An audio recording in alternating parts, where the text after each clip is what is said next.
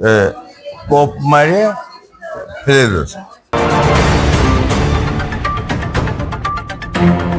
মাগুরা শালিখায় সোমবার ভোরে morning walk করার সময় দুর্বৃত্তদের হামলায় শিকার হয়েছেন হরসিদ বিশ্বাস নামের এক ব্যবসায়ী।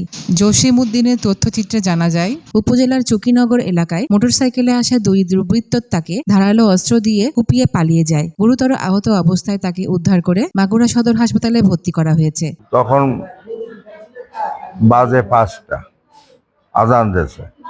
সেই সময় দুইজন লোক মোটর সাইকেলে এসে এই শালা দাঁড়া, এই কই চর খাবো। তারপরে যে আর কি আমার কোপ মারিয়ে ফেলে দিয়েছে। ফেলে দিয়ে পরে 3-4 কোপ দেওয়ার পরে আমি গর্তের ভিতর এমনি গড়াইছি। শালিখা থানায় ওসি আবু সাইদ জানান, এই ঘটনায় জড়িতদের গ্রেপ্তারে পুলিশের অভিযান চলছে। ঘটনার পর এলাকায় আতঙ্ক বিরাজ করছে।